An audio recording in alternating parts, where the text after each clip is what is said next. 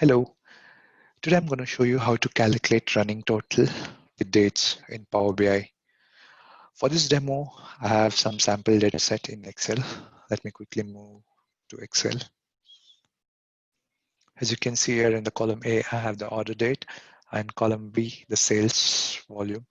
So basically I want to calculate the running total. So I'll be using two methods here. First is the built-in function within Power BI, and the second one, if you want to write using syntax, how you can do this.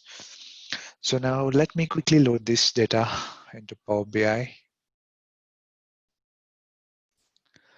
Now I have this data loaded into Power BI and I have a simple metrics here. So let me bring this to the center. Okay, so we have the order date and let me bring in the sales here. Okay, so as you can see here. So now what I'm going to do is calculate a new measure. Maybe I'll call it as total sales is equal to sum of sales.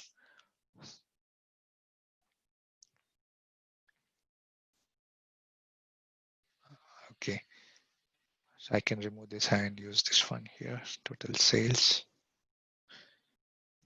Okay, so now I want to calculate the running total. So I'll bring this back to the values again. So I have it twice now, and now use this drop down here. And then I get an option called new quick measure.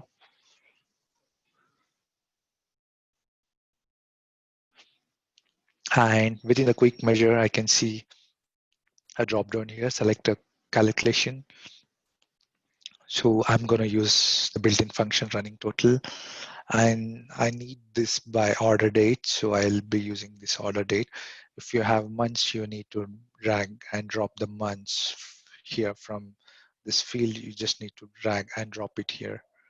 Okay, so I did not do anything. So I'll just use the order date, and then I want this in ascending order, and then click OK.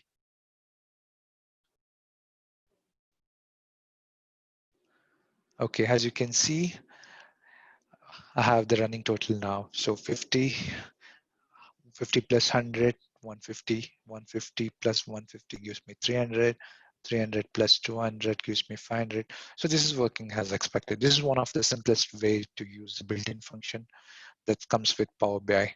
So let me also show you another way to do this if you want to write your own syntax and then do the calculation. So now add a new measure here, and let me call this as running total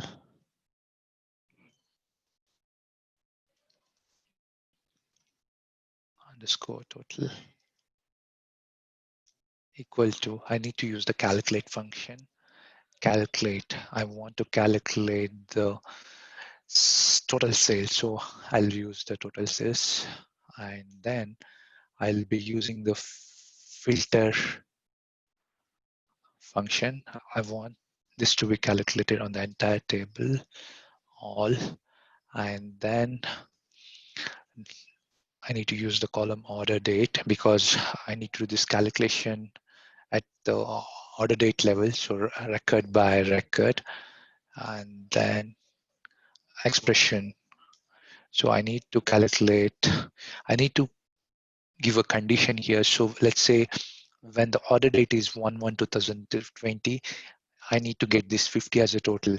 So when the order date is 2/1/2020, that is second, I need the sum of 100 plus 50. So I need to get 150. When the order date is 3/1/2020, I need the sum of this plus this plus this.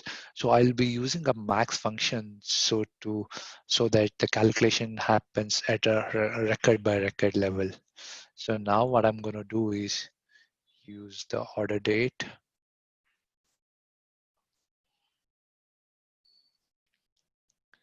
and then when the order date is less than or equal to, so for each record I'm going to give the max. So what it does is it'll do a sum when by looking at the max of order date. So now close the bracket. So as you can see here, this is a little tricky. So you need to do the sum at record by record levels, and when the sum is less than, when the order date is less than the max. So let's take this record 3/1/2020. So you need to do a sum. So the max for these three records is 3. So you need to do a sum when the total sales is less than or equal to these three records. So basically I'll be summing up 150, 150 for this third row. Similarly for the fourth row, I'll be using the same function. It'll loop through each record. So what is the max order date? So it is 4/1/2020. So basically when it does the calculation for this entry, it will go back to all the records that is less than or equal to order date, and then do a sum and give it here. That's how it works. So now let me hit enter.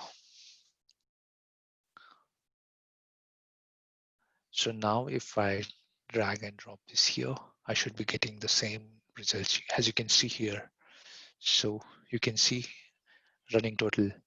So it's working as expected. I'm getting the same results.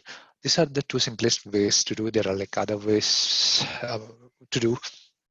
There might be several ways, but these are the two common ways which I use at least in my job. Hope this helps, guys. Thanks for watching. Have a great day.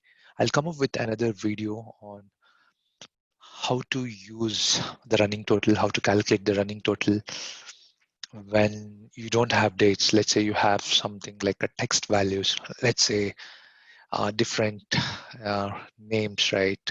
Maybe it might be alphabetical order. So you need to do a calculation of running total based on certain criteria. So I'll come up with another video on that. Till then, goodbye.